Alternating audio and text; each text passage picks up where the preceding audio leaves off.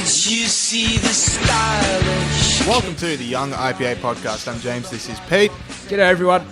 It is episode 194. We got two big interviews today. We have got Joe Hildebrand, News Corp columnist. We're going to be talking to him about his article in news.com.au last week, which everyone should go check out, talking about Joel Fitzgibbon's resignation from Labor's front bench, what that means for Labor going forward, and how, you know, it basically exacerbates all this tension between old Labor, working class values, trying to make sure people, improve their lives, versus new Labor, woke, climate change, stuff like that. So that is, it's a fun interview. It's a loose interview. I get changed halfway through, so stick around for that. That's a visual treat for the people watching on YouTube. Not on screen. Just to clarify. And we are also talking to Caroline Di Russo, who is a Sky News contributor. People would have definitely seen her on Sky News. We're going to be talking to her because she's a Western Australian. Western Australia's hard border closures under the microscope this week. We're going to be talking to her about that. So two fun interviews coming up. Pete, what are you looking forward to in the show today?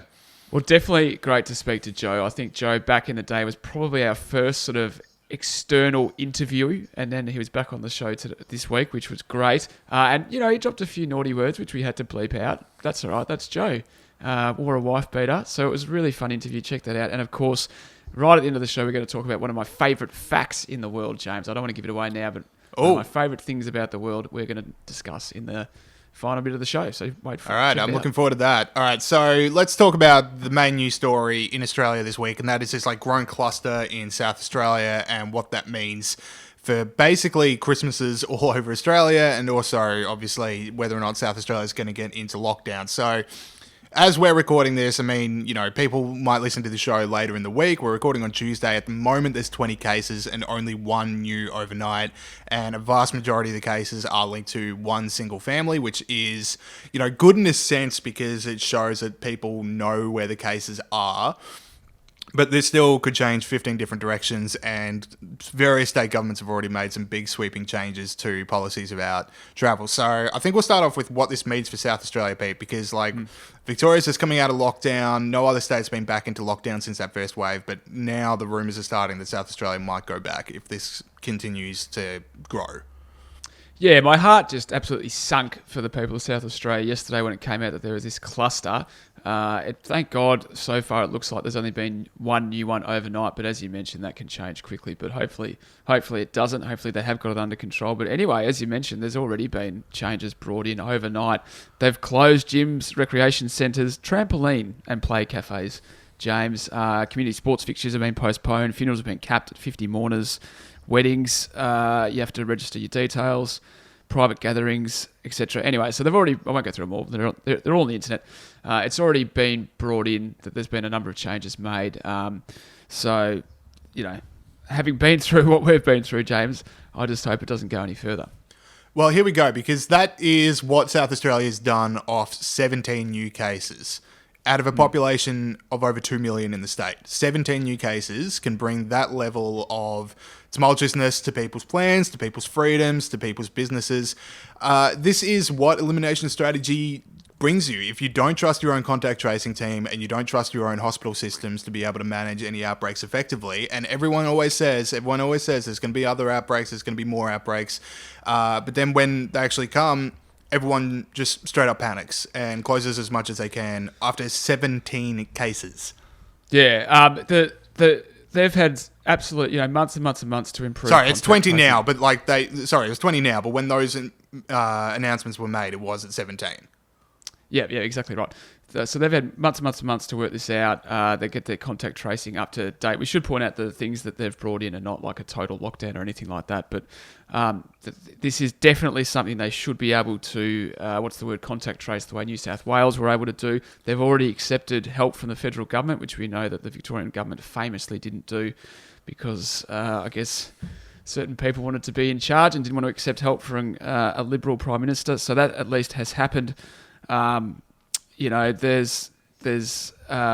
got to be a way to look after this without shutting everything down, and they have increased testing over the last little bit. So hopefully that's what happens. And also the priority, like Stephen Marshall, the Premier of South Australia, has already come out and said, we will do whatever it takes to stop this. We'll throw We'll throw whatever we need to at this, but it's like, a report came out in the Australian this morning about how 160,000 kids between year 8 and year 10 in Victoria missed 22 weeks of school, and there's this absolute mental health. As they return to school, they're finding that actually the mental health issues haven't started improving yet, and a lot of kids have got a lot of anxiety about returning to school. We made a decision to put older people ahead of younger people all around the world, and certainly in Victoria.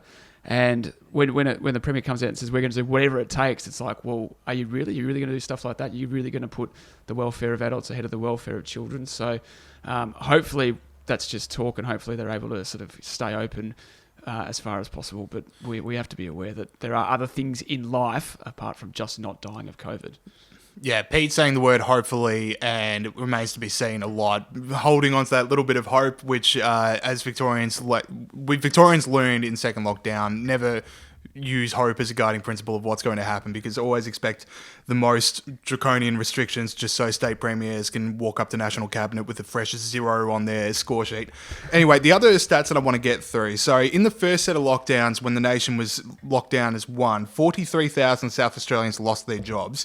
And South Australia already has the lowest percentage of its population who has a job out of all the mainland states. So you think about what a second lockdown would do to that. Again, 20 cases, what we're at. So 43 have already lost their job. 43,000 already lost their jobs. Some are starting to get them back. I mean, as IPA researchers have been showing, this whole we're going to bounce back immediately. That is not actually happening. There's still all these job losses in small businesses, even in open up states. But anyway, so 43,000 people are starting to get their jobs back. If a second lockdown comes across, not only do they go straight back onto JobSeeker and JobKeeper, other jobs may follow as well. And this is an absolute travesty for people that have worked so hard, sacrificed so much for a state government to lose so much calmness after just 20 cases.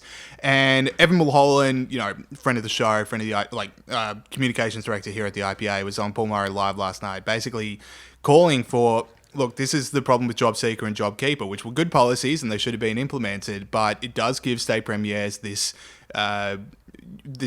safety net of just going, oh, well, the federal government's going to pay for all these jobs that we're going to be sacrificing out of this health gig. So if the state premiers are able to start footing some of the bill, maybe we won't see this level of panic.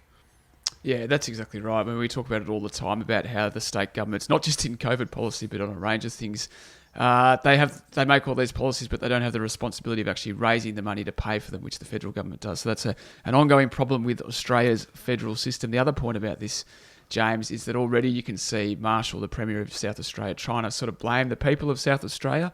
He said, let me just get the quote up. Sorry, I haven't quite got it on the page yet. Oh, he goes, I think many South Australians might have been becoming complacent over the week on 5AA very good, radio. James. Yeah. Very, very good. That's what I need you here for. Yeah, so which is like, hang on, mate, this is a failure of hotel quarantine. Someone in the hotel got it, and it sounds like it was reasonably unlucky that they got it. But, yeah, they didn't even, the report is that they didn't even come into contact with someone from, who was in hotel quarantine. It was just somehow passed among them, maybe on a dish or something like that. Yeah. But yeah, I wouldn't even say it's a failure of hotel quarantine. I think it's just the reality of we are living with a very contagious virus, and this is going to happen, and you don't need a finger point and you don't need a lockdown. You just need to make sure contact tracing works and make sure your hospital systems are able to treat patients. That's right. That's exactly right. So to suddenly start blaming the people of South Australia is completely unfair. And I know for a fact that was one of the things here in Victoria that was really like, I cannot believe you're blaming this on us. So I would not do that. Now, the main thing for me, well, not the main thing for me, James, because this is a very important issue, but one of the issues, unfortunately for me, is the dreaded vertical consumption is back in terms of the word vertical consumption, the actual act of vertical consumption, which of course it means standing up. I forgot about this. I was thinking it was like this serious economics point that you were going to bring up, and I had to adjust my seating position to get big brain. But no, we're talking drinking. Well, it is serious, James, and that, as we talked about a few weeks ago on the show, that South Australia brought back in vertical consumption, which of course means drinking standing up, which was an outrageous that they gave it this scientific term. Anyway, it's been banned now, so double tragedy. It's been banned, and they're still throwing around that term, even though I said they shouldn't be. So another issue that the people of South Australia have to deal with. So we're going to get the other part of this is the response of other states. So the idea that all states should be open by Christmas and that everyone's Christmas plans should be able to go forward has long been this push by Scott Morrison and push by National Cabinet. We could talk about this with Caroline Di Russo later in the show. But here's what happened. So this is outbreak again. This is we're at 20 cases. So that's all we're at. We're at 20 cases right now. And immediately on the news that the cluster was coming out, immediately Western Australia put up their borders again, no surprise. Queensland said parts of South Australia you can't come in. Northern Territory, South Australia, Victoria, they've all said, okay, if you are coming in from South Australia, here are the restrictions. Now, again, we're going to have outbreaks, and it's borderline inhumane because so many people would have absolutely no confidence in booking to see family over Christmas or booking to go anywhere, because how can you tell that a state border is going to be open? How can you tell that any of your plans are going to be met? Because a state premier might just go, okay, there's maybe it's 15 cases. We've had 0. This other state's got 15. Border closed. Bad luck. Yeah, and there's even like, there's sort of people not being able to see their family, but there's really tragic circumstances of people not being able to see relatives who are dying and things like that. It sort of goes to this whole thing that the state premiers or all governments really in Australia have made like COVID deaths the only thing that matters, and there's nothing else but not even COVID deaths. It's just new cases. Yeah. And the second it gets to 10, we're in panic stations. Yeah, just COVID. Yeah, so just COVID. It's the only thing that matters. They've created this idea that this is the only thing we need to be worried about. And once you've done that, it's hard to then go, oh no, a bit of COVID's okay. So, they've created this situation. I know that Dan Andrews has left the borders open with South Australia, which is, credit where it's due, James. Parts of South Australia. Parts of Australia. Yeah. Oh, really? Okay. The only one that's like still fully open is New South Wales and the ACT. Well, there you go. So cancel that. Anyway, I did notice that he offered to help, give South Australia any help they might need. I just reckon you might sit this one out, big guy. From Victorians, you don't want that, because he's going to say, see, this particular freedom here, get rid of that one as well. Like, that's his only contribution to the meeting. Was like, wait, you're letting them do this? No. How long are you letting them exercise for? A 9:05 walk? No, that can't be doing. No, exactly right. So, I saw that. But, interesting times, James. And obviously, by the time many people listen to this, the situation might have changed. Yeah, I mean, by next episode, South Australia might be back in full lockdown. So hopefully not, and you don't want to go through that. And again, it's only 20 cases at the moment. But yeah, it's signalling to the rest of Australia that you have no faith in your state's contact tracing team anytime this happens. If 20 is panic stations, what have you guys been doing at contact tracing for 6 months? Yeah, and especially, and South Australia has barely had any. They've only had 4 deaths in total. So it's like, they've basically had a lot of clear air to sort this out and to have a good response to it. Anyway, maybe they have. Let's not bag them before it's actually happened. All right, another story. This one didn't get as much attention as I reckon it should have, because it is scary. So this comes across like basically in this idea of these national registrations and making sure people's movements are being tracked, and also like around the vaccine and stuff like that. But basically, one of the ideas that's being floated in this federal registry of where people are going, making sure they're not being exposed to COVID, is this idea that credit card payments will be used to track visits to coronavirus hotspots while people have to provide contact details. This is really, really concerning. The federal government might be able to check through your credit card where you've been, and people might go, okay, well, I'm already registering for a cafe, and these are the details that I want to give this cafe just so I can sit down. But again, like, this is the lesson with people's personal data being given to the government. It is not just who you think you're giving it to, it's all these other ones. I mean, when metadata was just supposed to be catching terrorists. That was the only thing it was supposed to be doing. And then the IPA released all those agencies that have requested access to metadata, including a fishery service in Western Australia. They said, okay, we need access to people's metadata. So you don't know who's going to be viewing this.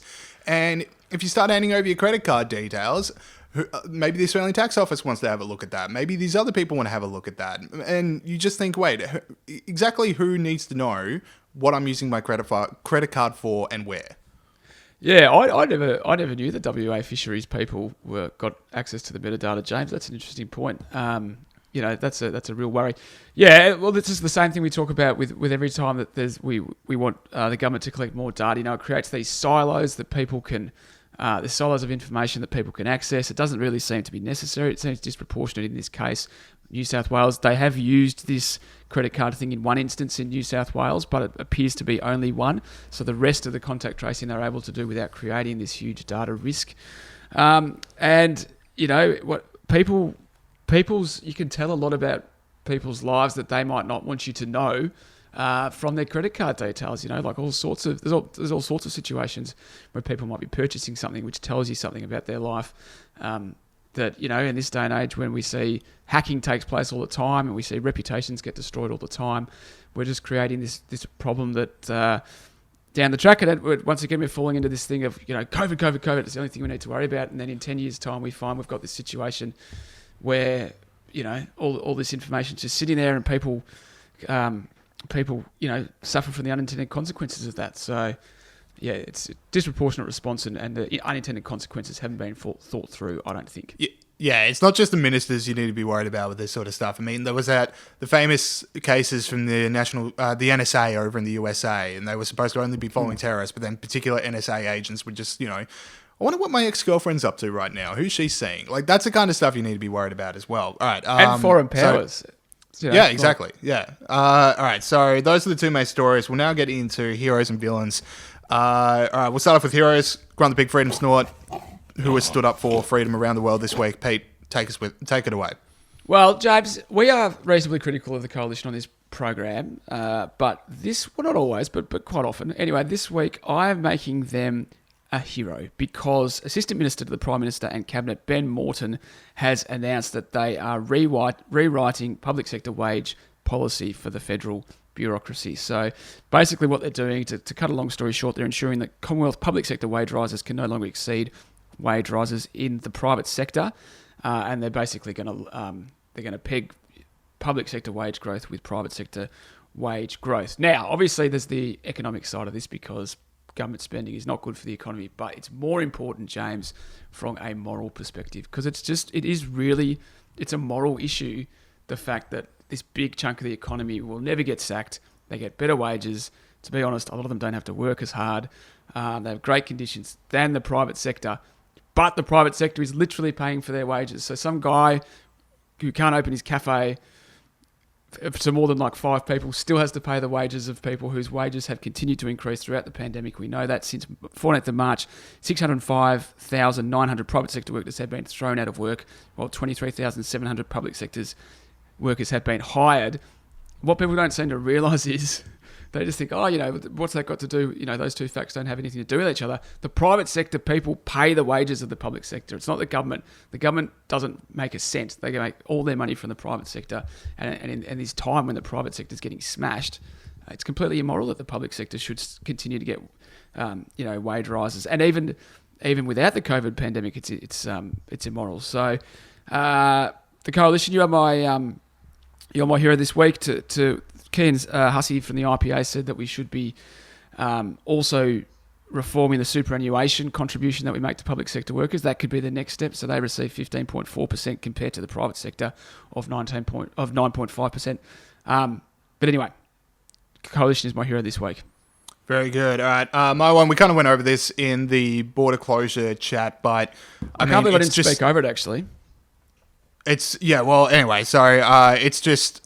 basically Gladys Berejiklian's statement about why she was keeping the border open. You can't shut down borders and disrupt lives every time there's an outbreak and disrupt businesses. We need to have confidence, not just in our own system, but the system in other states to be able to get on top of the virus. Just so refreshing, it's weird. It's so refreshing to hear a premier speak like that, but at the same time, it absolutely should not be refreshing to hear a premier speak like that. Like, this whole concept that, you can't change border policy 3 out of 4 days of the week shouldn't be as mind-blowing as I think it is, but it is.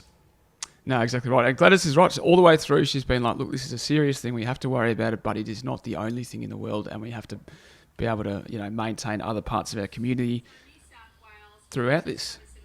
What is that noise? Oh, controversial. I think that might be your laptop. Ah. I think that actually sounds like Gladys Berejiklian. They're I think listening we're just in. hearing It from is the woman Gladys. herself.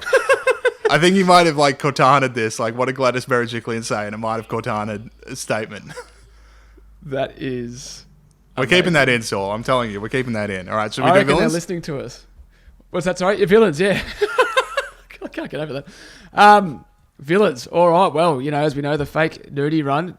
Saul, roll the tape, mate. As Extinction Rebellion protests enter their 6th day. So that is the Extinction Rebellion fake nudie run. That's not a real nudie run. Therefore, anyone who has stood up for tyranny and against liberty this week is called the Extinction Rebellion run, fake nudie run villain of the week. James, who's yours? I can't believe we still use that footage. Anyway, my one this week. So this one, you guys remember a couple of months ago, the Harper's Bazaar letter against cancel culture. It was signed by all those people talking about how it's so hard to say what you really think on the internet these days. I mean, we on the show covered it, but we were sort of saying how the letter really quoted that it was attacks from both sides of the aisle that was making it harder to express yourselves. Like it was both Trump supporters and the far left. And I'm not saying there aren't Trump supporters looking to cancel people, but I thought that was a bit...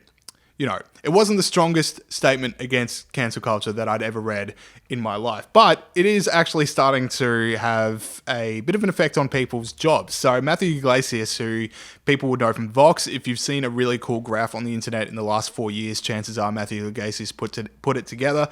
But anyway, he has now left Vox, and one of the reasons was... he was one of the signatories of the anti-cancel culture letter, which people that worked at Vox said made it an unsafe place to work. So the idea of the revolution eating its own comes to mind, because if you can't even say that I don't like cancel culture, you're not even saying something like, here's a controversial statement that I have and I can't say it. You're just saying like, you know what? I don't like the fact that we're cancelling other people, not even me, we're cancelling other people based off what they're saying. Like, that now is too far for Vox. It's crazy. That's interesting, that point you raised about the revolution eating its own, because I used to say that all the time. I used to think, oh, yeah, this will just burn itself out. And I haven't heard that for a while. Maybe that's something I should think about a bit more. Do you know what I mean? Because I sort of started to think with all the crazy stuff that's happened this year that maybe the revolution wouldn't eat its own. But, yeah, I guess we should still consider the possibility that cancel culture will collapse underneath its own ridiculousness. Yeah, they'll cancel every single member of the cancel culture tribe, in which case everyone will have been cancelled. And the only people left standing that have not been cancelled are the single most boring people in the world, because they have no opinion. They just say whatever's popular on the internet at the time. Yeah, there you go. All right, so that's Vox. That's your villain, is that right? Yeah, and it just the fact the actor resigned. So anyway, your villain this week, Pete. My villain, James, is Bates College in Maine. Specifically the spineless, craven, gutless, cowardly response of the administration of Bates College in response to this very confected controversy. Now, they did a photo series on the college's Instagram account about, getting people to vote, and there were 11 photos used, and they were all of neutral or left-leaning political organisations, except for one, James. There was one single person in this photo series who was a Republican, and because of that, this, won't be surprised to hear, this sparked a protest at Bates College, and I kind of don't blame the students, because students always do stupid stuff, right? That's just the nature of being at university. I mean, I blame them except for our listeners. Yeah, of course.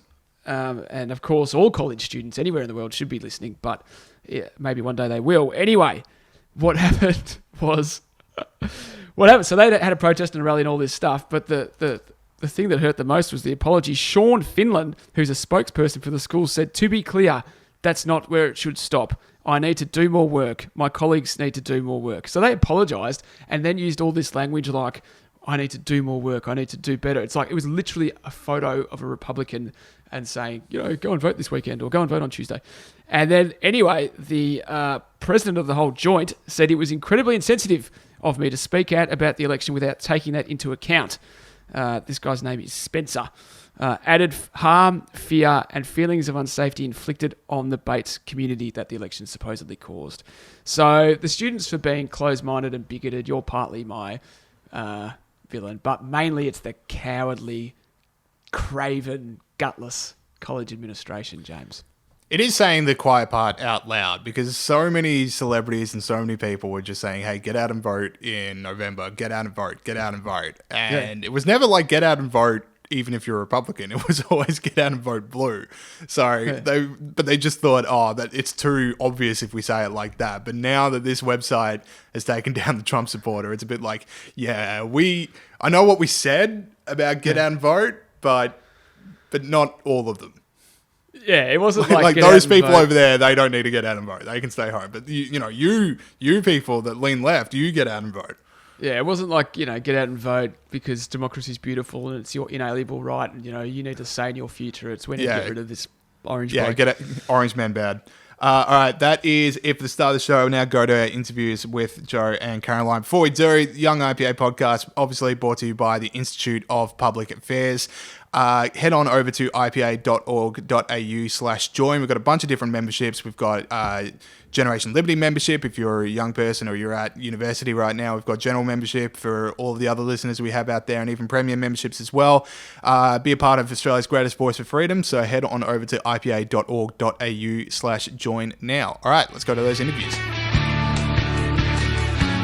Okay, we now welcome on to the podcast News Corp journalist Joe Hildebrand. Check him out. Daily Telegraph, news.com.au, wherever you want. So, Joe, welcome to the show. Great to be here, guys. How are you? Yeah, very good. So we wanted to talk to you because you wrote an article for news.com.au and all these other News Corp websites, basically looking at the long-term effects of Joel Fitzgibbon's resignation to the Labor Party. And it was such a good article. Me and Pete really liked it. We want to talk about it. So why don't you give our listeners an idea? Oh, please. So give our listeners an idea. What is the long-term effects of Fitzgibbon's resignation? Well, I suppose the first thing to understand is that Fitzgibbon's resignation from the front bench is really just a symbolic gesture. It's not, Joel Fitzgibbon's particular workplace arrangements aren't what's at stake here. The point is he's made I suppose, drawn a line in the sand and fired a warning shot to the leadership of the party, or a shot across the bows, if you like, to say that, look, unless we change our rhetoric, especially, and unless we talk about how we're going to implement our policy rather than setting sort of arbitrary targets around climate change, we are going to lose seats. We're going to lose supporters. We're going to lose voters. We're going to lose the working class, which I thought Labor was meant to be representative of. And we are going to lose seats, starting most probably with Joel Fitzgibbon's own seat. So as Paul Keating once said, always back self-interest. It's the only horse that's really trying. But the point is, he's absolutely right.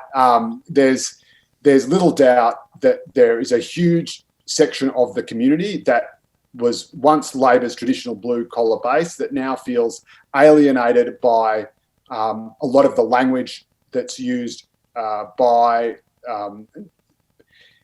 perhaps, even if not necessarily always the party leaders themselves, but certainly the people around them, and a lot of people who claim to be supporters of or speak for the Labor Party.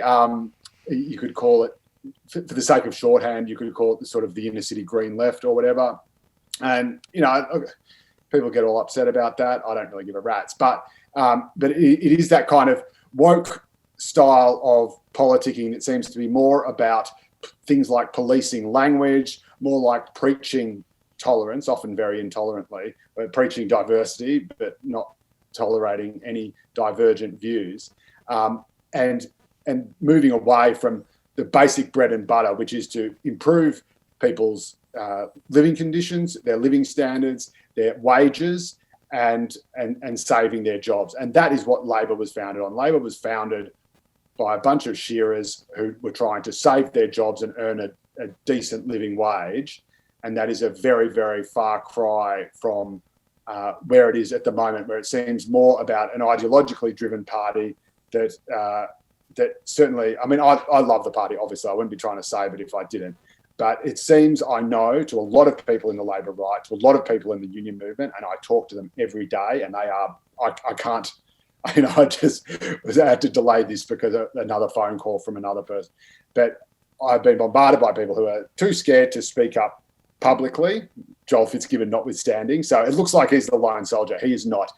Pretty much everyone in the New South Wales right and many others besides are 100% behind him, but they dare not speak up publicly, because this is the whole problem. When you have the hard left of the party dictating an ideological template and saying, if you do not conform to this, then you must be a closet racist or a closet homophobe, or you must be transphobic, or whatever ridiculous thing is in these people's mind, then of course people are going to be scared to speak up. And of course you have a party that is built on solidarity, that is built on unity, where you can scream your head off to people in a caucus meeting or a shadow cabinet meeting or whatever it may be, but you cannot breach cabinet solidarity or caucus solidarity.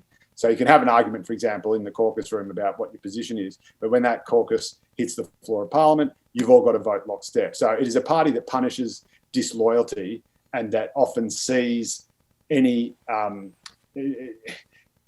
argument or dispute as disloyalty. And that is why so many people in the party are equally frustrated at Joel Fitzgibbon, and you can sort of understand that. But he's obviously taken the decision that if something big doesn't happen and party doesn't change its ways soon, frankly, it will die. It will never win government nationally in our lifetimes.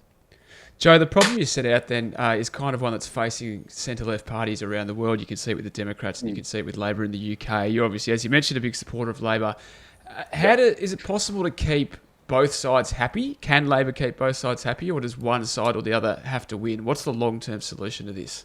I think it's always been, it's ever since Whitlam, I suppose, there's been this tension between the sort of university-educated, progressive, quote-unquote, inner city Labor left and the working class union-based right, and the union-based right has always had the numbers, and that's been Labor's saving grace. If what we've seen recently, and Whitlam, for all the left love him, was a member of the right, let's not forget, and was often keeping his own sort of more extremist elements at bay. What we've seen recently, and again, the golden age of Labor, there's this sense that Labor is the natural party of government. So it's worth noting very quickly here, Labor has only ever had one period in government of more than 2 terms, and that was under Hawke and Keating. Every other time, they've either themselves up or gone too far in one direction or another. So we talk about, Gough Whitlam, the shining aberration. The bloke was only around for 3 years. I'm not sure if he even clocked up the full 36 months. And then he went, and the dismissal, that was outrageous. But people also forget that he was voted out in an absolute landslide a month after that. And then he was voted out again, or rather, as opposition leader when he recontested in 77, he got smashed in a landslide again. So the idea that he is the one true leader to lead us out of here. When you had Curtin and Chifley, so that was a big block of Labor, I should say. I'm talking about the post-war era, obviously. But you have Curtin and Chifley. What happened with Chifley? He tried to nationalise the banks, and we all know what happened next. Again, when Labor goes too far to the left, it gets punished. Coming back to the post-war era, again, there's only been one time that Labor has won more than 2 terms of government. That is under Hawke Keating. That was when both men were absolute card-carrying members of the right. Keating, of course, was the godfather of the New South Wales right. Both were under the tutelage of the mercurial and pragmatic Graham Richardson. And that was how Labor won. And it won in 83, 84, 87, 90, 93. Bang, bang, bang, bang, bang. 5 elections on the trot. A royal straight flush. And that's how you win. Since then, what has happened? It has lurched between left and right. It's been unsure as to what it actually stood for. You see that play out, obviously, in the seesawing between leaders, the bizarre situation where you have Kevin Rudd, nominally from the right, going to the polls, I must say, in 07, assuring people he's a fiscal conservative and getting the photo ops outside of church each Sunday morning, just to reassure everyone he's not going to frighten the horses. Then pursues a fairly left policy on climate change and asylum seekers. That spooks a couple of people in the party. Then there's the miners, whatnot. Julia Gillard, nominally from the left, then with the support of the right, rolls Kevin Rudd, goes to the polls, again, promising a conservative agenda, getting rid of the carbon tax and reinstituting offshore detention. But of course, because the party's so successfully eaten its own tail, it doesn't win majority government. It's forced into a coalition with the Greens. And because the party has wholeheartedly forgotten what it stands for and forgotten even how to keep a promise, it just throws out the whole kit and caboodle and does a new deal, whacks it, brings in a new carbon tax with the Greens. And of course, that's all she wrote. It's electoral poison ever since. You coincide this era with the rise of social media and particularly Twitter. I was actually trying to think to myself, I'm not sure that Labor has ever won a majority government since Twitter was invented. So just think about that. Think about who are the most active people on Twitter, what sort of image of the left and of Labor they are presenting to the public, which often sits quietly and watches in horror, if indeed they're watching at all. And that will tell you how successful that and appealing that ideology is. So all these things roll into this problem where Labor has become, Labor has deluded itself into thinking that it's an activist party whose base is the hard left. That's never been the case. The Labor Party is a mainstream party whose base is mainstream working class Australia, and somehow or other they've kind of forgotten that, and people who have tried to remind them of it have been shot down because I guess the nature of exposing extremists or calling out extremists or opposing extremists is you're going to get a pretty extreme reaction, and so people have been scared. Joel Fitzgibbon gets accused of everything under the sun, but fortunately he's got a pretty big pair of kahunas. And there are plenty of other people who are very scared that are talking about this behind the scenes, who know that the party needs to change or die. I actually am loving this interview because it's such a tradie talk. We're getting Labor back to its tradie roots. Joe's in a singlet. I'm getting caught up in the moment. So, Pete, if you want to ask a question, I'm just going to go full into character and get a singlet on myself, and then we can really get into this right and proper. Yeah, you can't just phone it in. Yeah, he often just goes and does stuff in the middle of interviews, Joe, so don't worry about that. Yeah. So the next question I had for you, actually, so the divisions that the centre-left parties that we're facing around the world and Labor's facing are actually also the same kind of divisions that society as a whole is facing. You know, we have the sort of the elite half of society, as you say, obsessed with climate change and woke politics and stuff like that, and more ordinary people interested in the economy and, you know, their livelihoods and things like that. Why is it that why has society become more diverged? Why is that divergence growing? And is that a problem? And what can we do about it, I guess? It is a very, very big problem. And I actually, believe it or not, was thinking about this just earlier today because I'm just obsessed with these matters and I think about them all the time. And I was wondering if we are not heading towards a political system that is not left and right, but high and low, and where you get where it's and I'll speak bluntly, but it'll become clear that I'm not speaking unkindly, but where it becomes sort of, you know, smart and stupid, or high intelligence or high information voters, which is often what the inner city left disgracefully refers to itself as, and low information voters or whatever. And I think that would be, as someone who came from a really, not a working class background, to be honest, but a welfare class background, raised by a single mum on welfare from Dandenong, oddly, very economically disadvantaged, but educationally, I felt very, very lucky because my dad, although he did leave, but I was still in contact. He went to uni in America, went to Harvard, actually, don't like to brag, but ended up becoming a folk singer. So it tells you everything you need to know about Ivy League. My mum was a teacher. We had a lot of books in the house. So I had that, you know, I'm not playing the poor me, you know, grew up in a log cabin I had to build with my own hands. But I do know economic disadvantage. Everyone around me was crippled by economic issues that simply people at the top of the tree never have to worry about. And again, this is the thing, climate change is very important, but it's much more important if you've got enough luxury to have, you know, to be able to worry about things in 30 years' time, because you don't have to worry about things in 30 days' time when the next mortgage comes in or mortgage payment comes in, or, you know, or you're just struggling to get by week to week. You know, I was just speaking to a bloke who was in a hospital in intensive care, and when he got discharged, he was going to be homeless. Now, got him looked after. The Salvos got him looked after. I was just the middleman, and I won't embarrass him, but tell that bloke that he's got to make some sacrifices because we won't meet our 2050 Paris targets or whatever. You know, like, unless people can understand that, and that people have much bigger problems on their plates, they're not going to realize that. So anyway, so going back to this thing. So There is nothing I find more sickening and elitist than the idea that you'll have all the smart, university-educated, affluent people on the top making decisions and making the same types of decisions because essentially they have the same information, and that being rational actors, they'll come to the same conclusions. And then you have all these, the lumpen proletariat at the bottom, the knuckle draggers, the blue collar mine workers who don't know that they're killing the planet, selfish bastards, and all that stuff, right? And I thought, oh my God, wouldn't that be just the worst? I mean, that sounds like a bad science fiction movie with, that sounds like sort of late Nicolas Cage, if you know what I mean. So, and then I realized, well, that's kind of what already happened and led us here.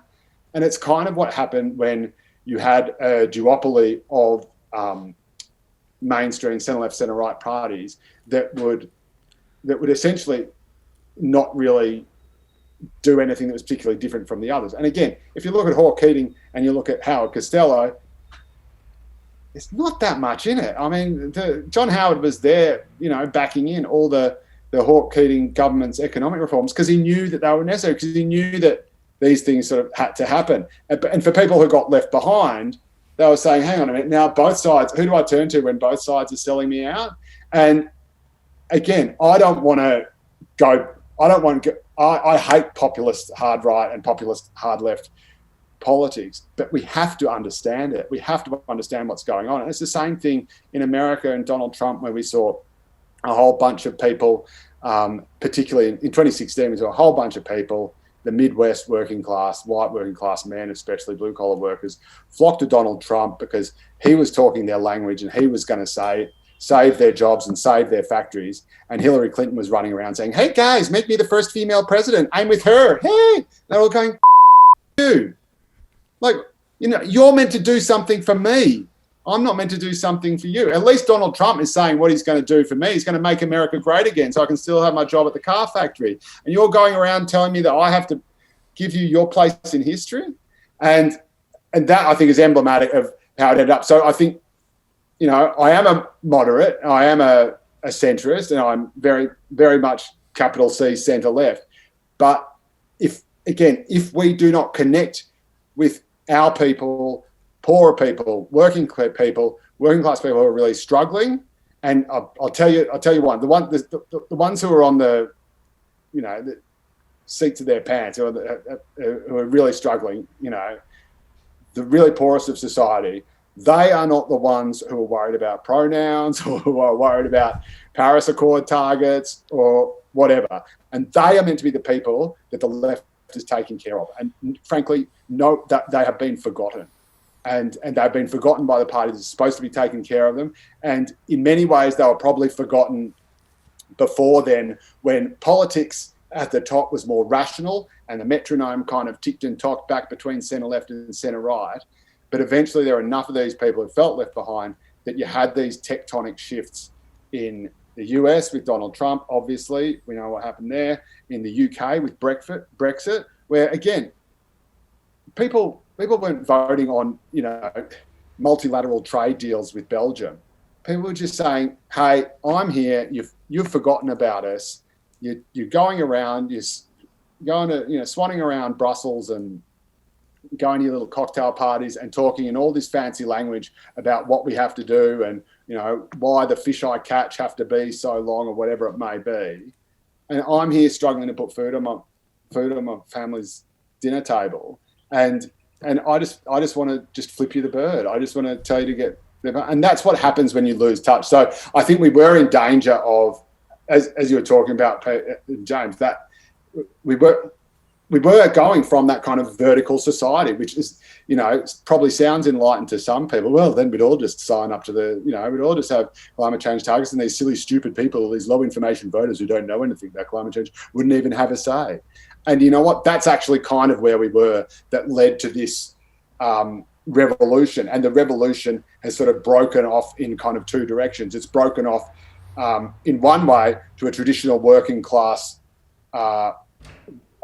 voter who has gone off to the populist right, often against their own interests, and then a hardcore university-educated ideological left kind of voter/activist who in fact represents an incredibly affluent and privileged sector of society. So the left and the right have kind of flipped into this sort of, twisted double helix that doesn't really make sense anymore. And I think we need to untangle it, and we need to call a spade, and Labor needs to decide, all right, well, who are you with? Do you want to go to the inner west dinner parties and talk about how woke you are? Or do you want to go out to the coal mines and say to these workers, you're going to save their jobs? And if you can't save their jobs, then you're going to die by their side, finding them new jobs in their local communities that they themselves will get. And this is another problem with I hear time and again with the climate debate say, oh yes, but for every one job we lose in Cessnock, we'll get 2 jobs in solar power or whatever. That may be, that's great. But unless it's the bloke losing the job in Cessnock who gets the new job, that's not much good to him, is it? So there's, if you want to rock up to the mouth of a coal mine at knock-off time, say, hey guys, look, good news and bad news. The bad news is you've all been fired, but the good news is we've created twice as many jobs looking after a battery in Adelaide. If anyone wants to volunteer for that job, be my guest. Yeah, sweet. You brought up America before, and that's because these tensions in Labor, they haven't been coming up overnight. As you say, they've been there for a while, but they seem to reach a critical point, especially for Joel Fitzgibbon, now that Biden's become president, because the Labor Party here in Australia seems to think that this Biden victory is a big sign that people are starting to accept progressive politics all over the world, and that's why we should embark on our agenda. But I don't think that's true, because Biden wasn't supposed to just win. He was supposed to crush Trump, and he didn't, and nor did the Democrats. So I'm not exactly sure that's the lesson you get from the US. What do you reckon the lessons are? Look, that is certainly what the Labor left are trying to say. I would not defame the whole of the party, and certainly not the Labor right for thinking that. Certainly, and again, Joel Fitzgibbon certainly doesn't think that. Last time I checked, he was the national convener of the Labor right, I think. Another mate of mine who is a veteran Labor strategist, when he heard this idea being put around, his head nearly blew up, and he just started sending me this barrage of text messages, which I carefully removed all the F-bombs from, and then put in then my you'll read them column. out. If you actually look at what happened, it is absolutely not true. Yes, Joe Biden won a very high popular vote. That was on the back of California and New York, which simply doesn't matter at all. In those heartland states, in those Midwest states, it was an incredibly close run thing, and looked very, very close for a very long time. And the fact that Donald Trump could simultaneously be accused of killing 250,000 people through his, lunacy over COVID-19, it could be accused of being the most sexist, racist, illegitimate, foul, misogynist man ever to walk the face of the earth. He had his own family members lining up to character assassinate him, and he still won Florida.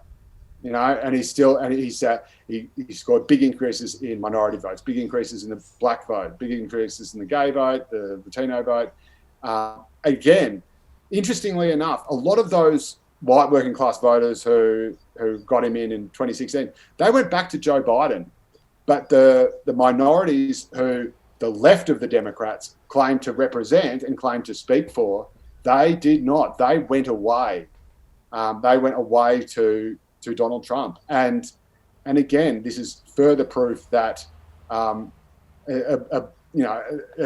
black person speaking in New York or California about these sort of lofty issues of I saw that incredibly condescending video that Kamala Harris put out, describing to stupid workers the difference between equity and equality or whatever, because the people they're helping might be too stupid to even know they're helping. So we put it in a little cartoon video. I thought that was nauseatingly condescending. I'm pretty sure that doesn't resonate, again, with low-income workers who often black workers who are really struggling. I think there's a big gap between black men and black women and how they vote as well, and how they feel about certain issues.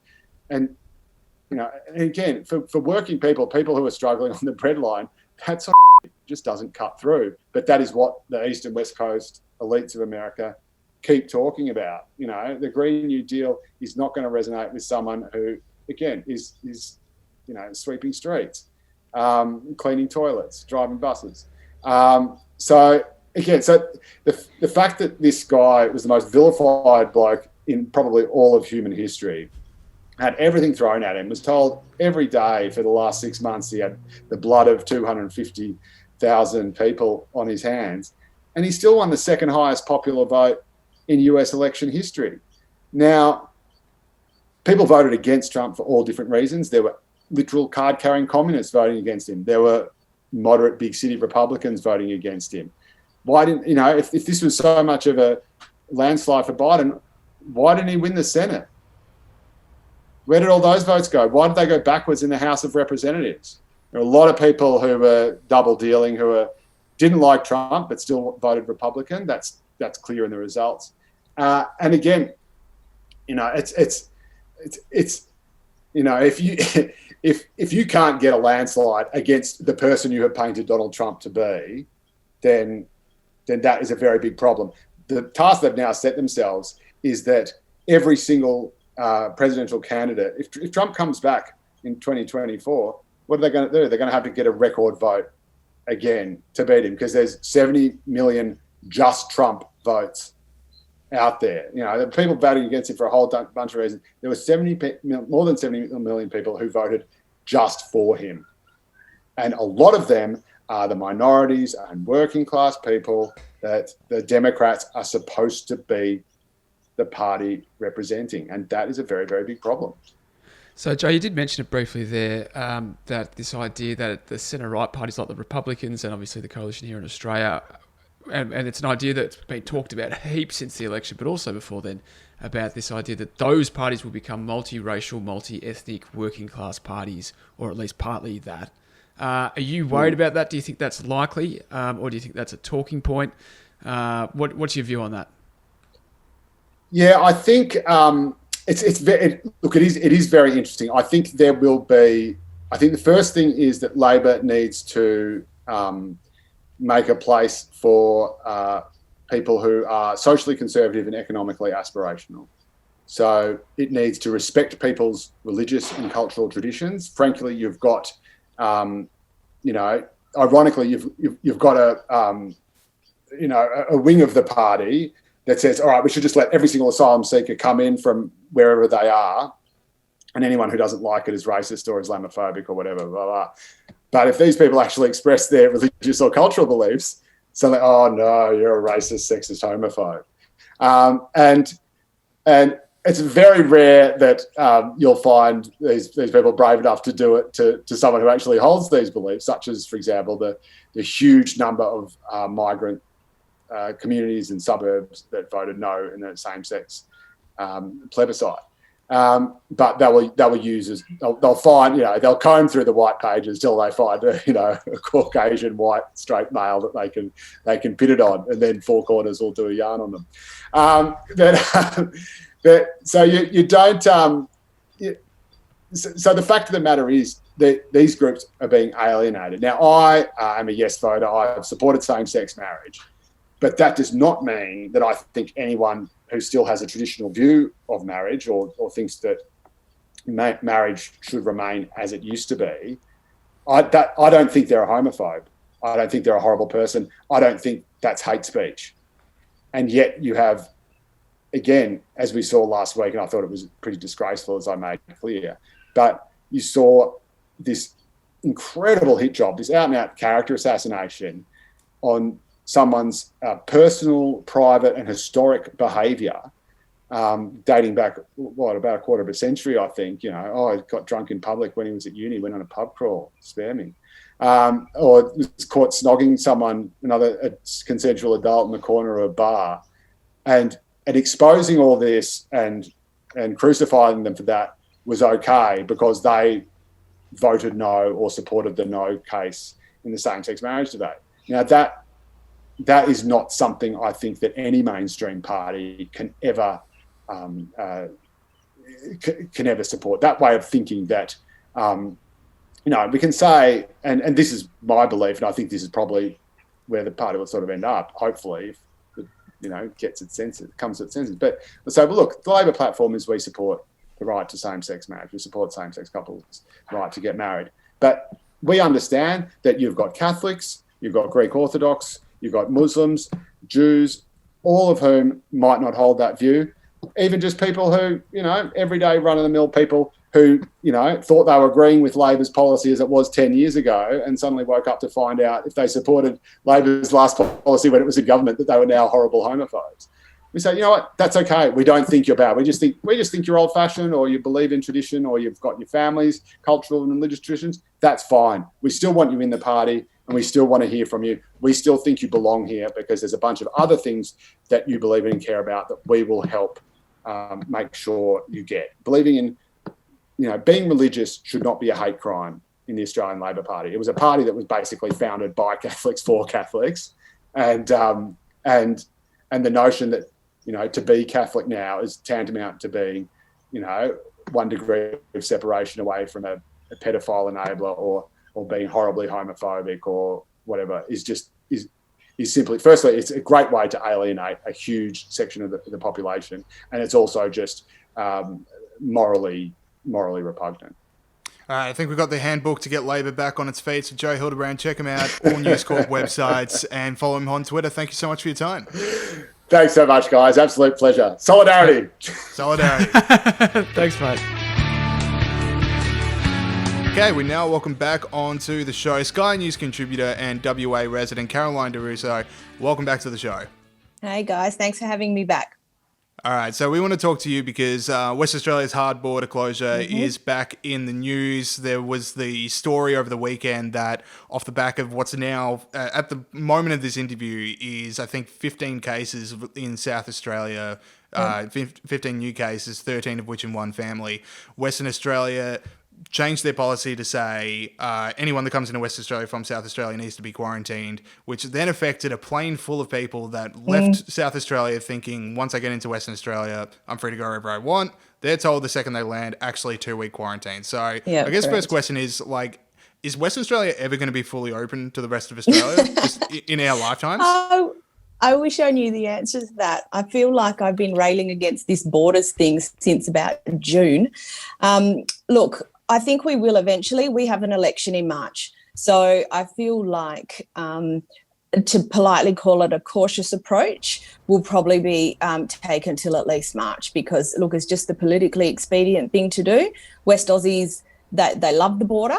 It's been very popular up until this point. And look, probably from about maybe late August, we started to see a little bit of a change in attitudes. People starting to say, okay, we see the rest of the country starting to open up. We need to start to get with the program. We just need to be a bit careful. And as you guys know, our border restrictions were reduced as of the 14th of November, which is 2 days ago. And we didn't even get 24 hours in. And of course, that policy is now changed already. So, look, I think it will. But for the time being, I don't think there's going to be anything too risky in that sort of policy simply because there's so much political capital has been in the borders. That's interesting that you mentioned the amount of support they've got for borders over there in WA. Of course, that's one of the driving force, or if not the driving force behind it. Now, we know they've been popular. Is the mood shifting with stuff like this? Are people getting sick and not being able to see their relatives? Are people getting upset? Yeah, it is. And look, a couple of things first. When we talk about the popularity, one of the polls, the 91% poll, that was like 837 people surveyed. So, there's 2.8 million West Australians. So, okay, it's a sample, but it's not statistically significant. And I don't know to what extent you can call that, real fundamental polling. But anyway, that there has been the number bandied around for a very long time. But even the news poll, as we've seen it, he's still been popular. We have seen news poll peg back his popularity a little bit. And people have finally realised that, most of the country has it, well, apart from what's happened in South Australia the last couple of days, the country has it under control. Victoria, you guys, there was a little bit of a governmental belly flop there for a little while, but you've pegged it back. And remember, New South Wales has managed to get through all of this without closing its border, save to Victoria. They've had plenty of outbreaks and they've got them under control. People have been travelling around. People have been coming in from New South Wales. So West Aussies have been saying, okay, the rest of the country seems to be able to be managing this. Why haven't I been able to see my relatives for 9 months? Or FIFO workers haven't seen, there's some people who haven't seen their kids since February. It kind of gets to the point where you're like, okay, we need to start to manage this. We need to start to get to deal with it, because we cannot live in this bubble forever. And probably from late August, it has been moving. And I think that's ultimately why that policy was changed, towards the end of last month for the restrictions to be eased as at the middle of this month, because I think they finally realised that people weren't going to put up with that level of restriction any longer. So you mentioned before that a lot of Western Australia's border policies, because there's an election coming up in March. Now, Scott Morrison has been saying for a while, like, by Christmas, full country, we're open. And I guess today kind of explodes that idea. I mean, South Australia is cut off from Western Australia now, as well as Queensland. Do you reckon Scott Morrison's going to get his wish? It should still be able to happen. And the reason being is, coronavirus became a domestic issue for us in March.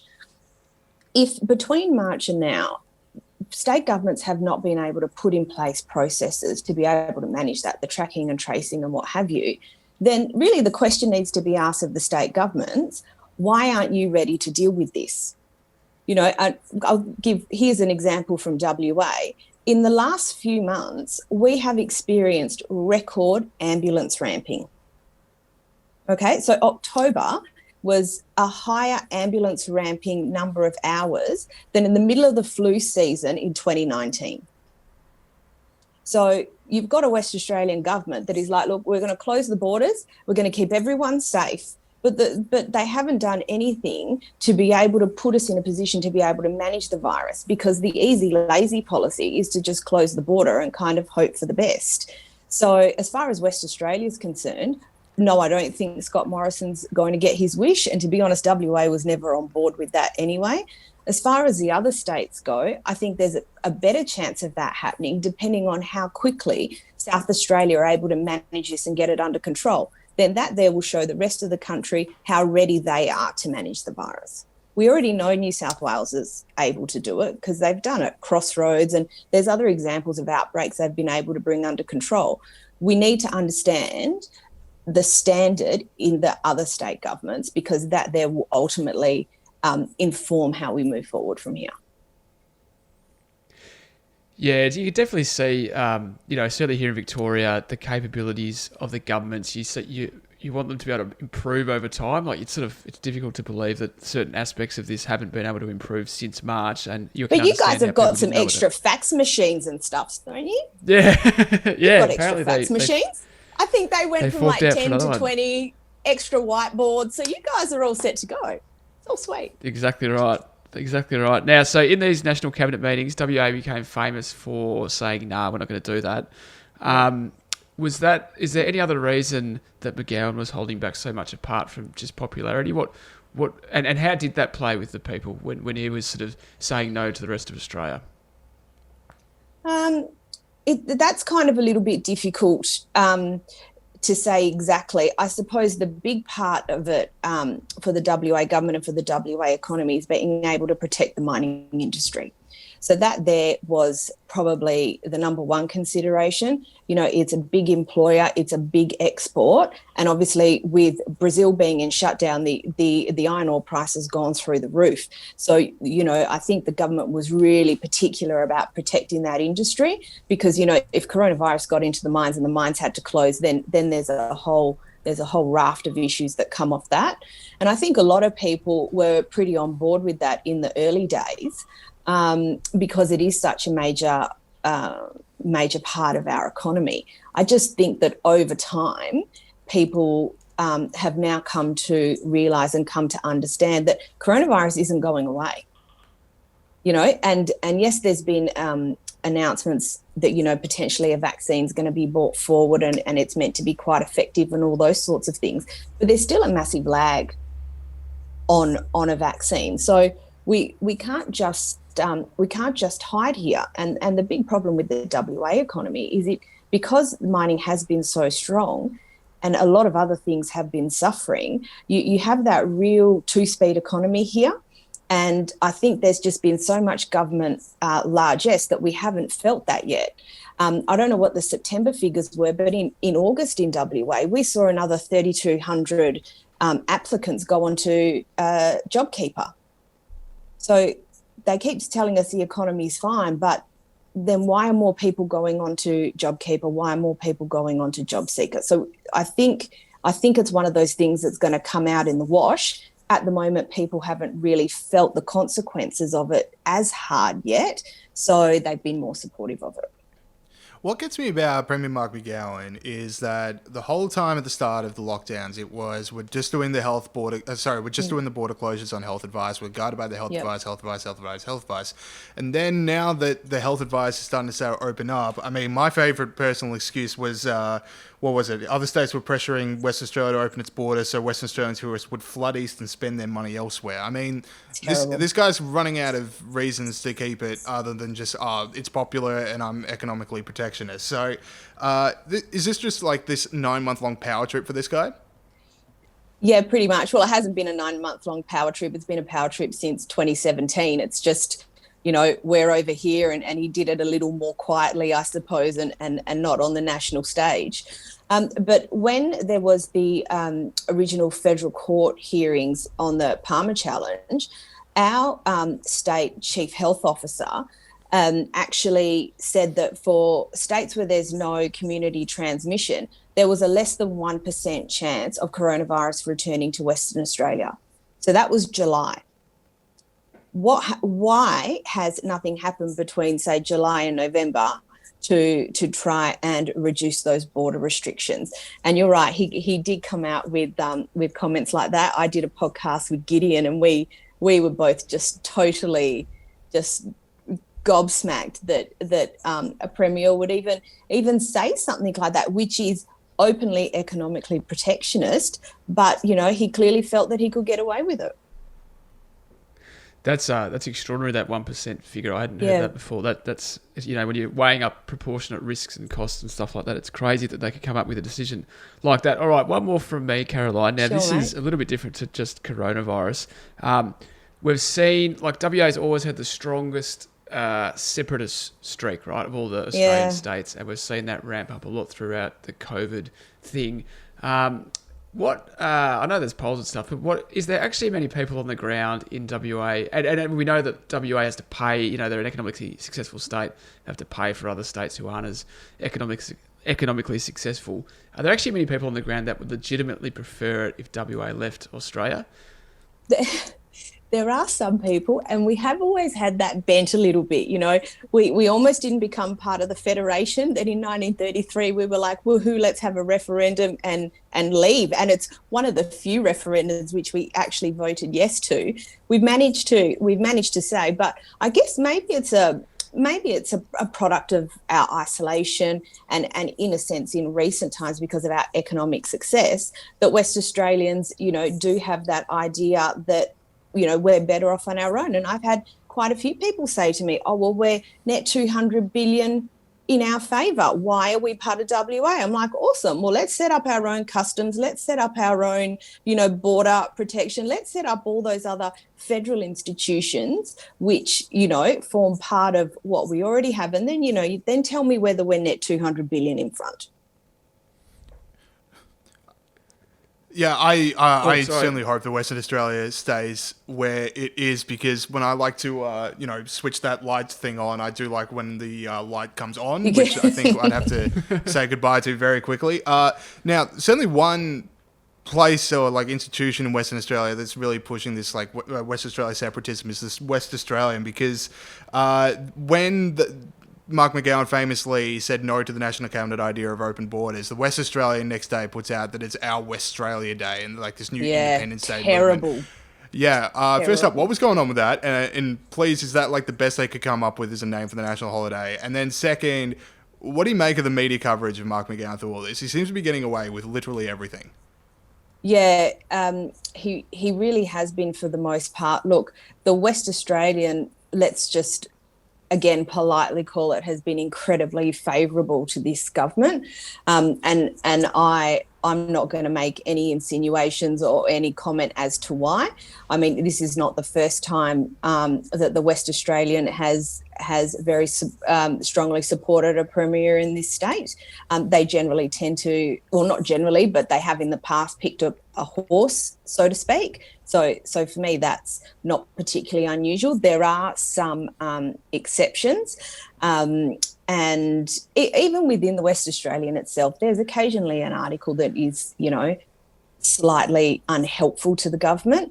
But, guys like Nathan Hondros, Ollie Peterson, Gareth Parker, they either publish for other publications, and then obviously Gareth and Ollie are on 6PR, and they do a lot of talkback. So they work the Premier and the government and its policies pretty hard. Within the West Australian itself, it's a pretty smooth ride most of the time. But then, I ask people, I actually don't know anyone who owns a subscription to the West Australian. So there becomes that question of what is the actual influence versus the perceived influence. So that there's the second part to that.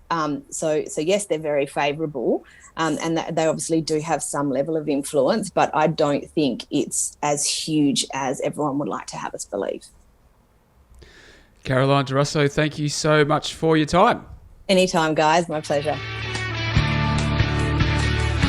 Thank you to Joe and Caroline for those interviews. We'll now go through some stories that made us laugh this week. Now, this one is doing quite the rounds in America at the moment, and it is a very funny story because we might not be defunding the police for much longer. Here's the story. So there is a councilwoman in Portland, Oregon, which is one of the most left-wing places you can find in the US, and she is big on the idea of defunding the police. She became famous around America for saying that most 911 calls are fake anyway, so why do they need this much funding? And maybe she only thought that because she happens to make some phone calls that are fake. So she went viral this week because the 911 call that she made, the audio of which went out, and basically she called 911 on a Lyft driver because she was in a Lyft, Lyft being, basically another service like Uber. She was in an Uber/Lyft, and the Lyft driver wouldn't roll up the windows of the car, presumably because he's scared of COVID. And she got so angry that they started an argument. He pulled over and said, "Get out of my car." She said, "I'm not getting out of the car in this neighborhood." He said, "If you don't get out of my car, I'll call the police." She says, "Okay, if you want to call the police, I'll do it for you." Then she's calling the police because I don't actually know. Why did the police get called? She called the police. She was like, "You have to make this guy... It's illegal for this guy to kick me out of the car, and he has to call me a replacement driver." And they said it's not illegal because it's his car, and only. I thought there was a replacement driver as well. Well, they said only you can order a replacement driver. That's how Lyft works. Like, they actually explained to her how Lyft works. With the Windows thing though, he had them down because it's Lyft requirements. As part of his requirements as a Lyft driver to fight COVID, he had to have the windows down. Oh right, okay. It wasn't even his choice. It wasn't even his. That is defund the police. And okay, so you can't be doing that if you run on defund the police. She, literally a few days before this, had an amendment up on the Portland Council, or whatever it's called, for $18 million to be reallocated from Portland Police to the community, whatever that means. Police the community into research and development of lifting up windows. Yeah, how much of a threat is it? And COVID spread. So that was knocked back. And she said, move past the fear and stretch ourselves to take the action that is demanded. So, why don't you move past the fear, Joe? Yeah. It was crazy. And I just don't understand. Does she just lie all the time? Should she just say things she doesn't mean constantly? This is literally the first I'm hearing of her. I mean, I heard about the most 911 calls are fake, and now I'm hearing about this. So I don't really have a whole long line of knowledge on which to draw upon with her, but certainly on this case, that is hilarious. Yeah, so he ended up calling the police and she had to get out. But like if she calls on them to defund the police all the time and then for nothing at all, just to get someone in trouble, she calls the police, then that must mean she lies constantly. But anyway, it's a great story. Check it out. It's really funny. Later in the week, she ended up blaming it on white supremacy and the patriarchy. Yeah, but it's too late. Which of course she would. If she brought it up on the 911 call, it might have been like, okay, this is what I thought at the time, but now that's just post facts. This is why I was right. It's like when you get in an argument with someone and you're telling someone else about it and they're like, I think the other person might be right. They're like, no, but you should have heard what he said, and then you just start making things up to make yourself look better. Man, I can't imagine ever doing that, James. But yeah, no, I'll try and work it out. I think she was worried. She was saying that there were white supremacists driving around Portland, which I find hard to believe. But all right. Shall we move on? What are we doing? Beverly Hills? Sure. So this was another one that came out of the US. So basically, this county by county look at where Californians voted, and it is an absolute sea of blue in Los Angeles, as you'd imagine, except for these three really, but I want to hone in on two here. These two side by side red dots in a sea of blue, which happen to make up Beverly Hills. Now, that seems to be a little weird for me. You would think the most, in the middle of California, middle of Southern California, the elite rich, that would be as Biden country as it possibly can be. But they voted red. They did. Around them, there were lots of places that voted for Biden, like Bel Air and stuff. But yeah, there was in Beverly Hills these two places. I'm sort of heartened by that. That's like a little sort of cohort in Brunswick saying we should build a Adani, which I guess that's what I was when I lived there. Or someone in Surrey Hills in Sydney, to use an NSW reference, saying that unconscious bias is, a fairy tale. I think it's more when you may take a very positive view of it. I think it's more people going like, oh, when I said eat the rich, I didn't mean me. Yeah. I think that seems to be the overriding vote. Don't take my stuff, as Andrew Bushnell said on the company Slack during the week. So that's your take. You're saying that this is just a bit of hypocrisy. Oh, you're not happy These are with it at people all? realizing if you sacrifice others to the beast, it doesn't mean it won't eat you last. I think this is just the start, James. I think in a few years, this is the start of the cultural revolution in a good way. Yep. Are young and naive, Pete, not withered by the world. All right. So, have you got any more on that, James, or not? No, that was it. So we also, there was this image that did the rounds here in Australia of Malcolm Turnbull. I think it's at the Four Corners, then into Q&A thing. But anyway, it is a photo of Malcolm Turnbull in a green room doing his favourite thing of staring lovingly at a TV image of Malcolm Turnbull. For those, we'll chuck it up on the screen for those watching on YouTube. It's an unfortunate photo for Malcolm. It's like he does look quite transfixed. Like he's just like, there he is, like looking at the screen as he says the thing that he already knows what he says. It's an unfortunate for someone like him who's famous for having a really high opinion of himself. You can just see him sort of nodding, going, I couldn't agree with me more here. I'd agree with you that it was a gotcha moment, except for the fact that he was watching it on a loop for 2 straight days before that photo was taken. So, I do think he was asking for the attention eventually. I don't think he can sort of say this is a gotcha moment, given he was watching 57 minutes of a gotcha, report. And the fact he's still watching it. Yeah. You can go to that room, he's still there. He hasn't moved. What is... has he commented on this, James? I couldn't find anything. No, he's still watching. He's okay. He's blissfully unaware. You know what's going to happen, though? He's going to read an article about this, and then we'll get the photo of him looking at a photo of him looking at a photo of him. Yeah. It's just going to be one of those, I don't even know what they call it, like a babushka doll of just different Malcolm Turnbulls looking at Malcolm Turnbull. Well, there's an opportunity for a young entrepreneur out there to release a range of Malcolm Turnbull babushka dolls. So, James, are we right to move on to my final thing? Yes. The final story. Now, I'll give you this one. This is, as I mentioned at the top of the show, one of my favourite facts about the world.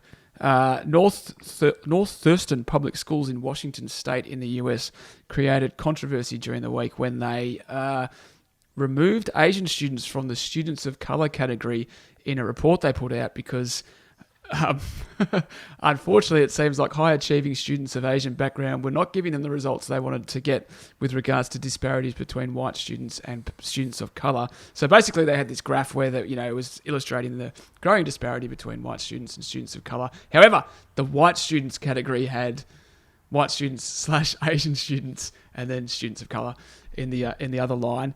And usually, of course, Asian students get counted in the students of colour. So...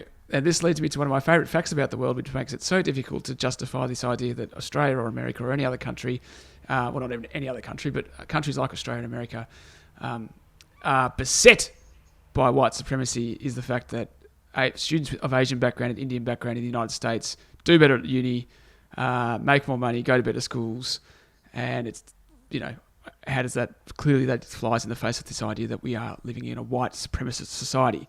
So that's why I love this story. James. I just want people to, people from minority backgrounds to know that the far left will always be there for you until you start being successful. And then they will drop you like a bad smell and they will move on to someone else. Whatever you do, don't start doing well. Yeah, that's the worst thing you can do for them. The second you stop being victims, they will run from you and forget you even existed and even portray you as the enemy that they're fighting against in trying to get people to enroll from school. All right, that is it for the show this week. Thank you to Joe Hildebrand and Caroline Di Russo. Check out Joe Hildebrand on news.com.au. Check out Caroline on Sky News. Thanks to everyone listening. If you are listening through Apple Podcasts, if you could leave us a review, that really helps us, grow the show, send it out to new people. But the best way to grow the show is for you out there to tell friends and family that you know that like politics and would like to hear from us about the show. Tell them where you can download. They can download this show wherever they want. We're not the only podcast that the IPA is doing. We've got Looking Forward coming out every week. We've got Viral Banter coming out every 2 weeks. A bunch of really fun episodes of 5 Favourite Books is on the horizon, which I'm really looking forward to listening to. And then back in the vault, you've got Australia's Future, John Roscombe and Tony Abbott talking about how to protect Australia's culture. I mean, big step back this week now that South Australia looking back in lockdown, so it's a really good time to revisit those discussions. And Great Books and Literature podcast and all these other stuff that we're doing. So, go listen to those. And if you like what we've been talking about and you're not already a member of the IPA, head on over to ipa.org.au/join. Really affordable memberships. Become part of Australia's biggest voice for freedom. And we'll see you guys next week. I would just like to make the point, James, that when you say tell your friends about the Young IPA podcast, the Young IPA podcast actually makes a great birthday or Christmas present. It's free and you'll provide this person with 50 hours entertainment a year. So think about it. So do you say your Christmas present is, hang on, can you hand over your phone and tell me your passcode for a second? That's it. That's it. Yeah, 50 hours of entertainment a year. Prepare the pitch in your head before that, because you don't want to come in half-baked with that idea, because they're not going to like it. All right, that is it. See you guys next week. See ya.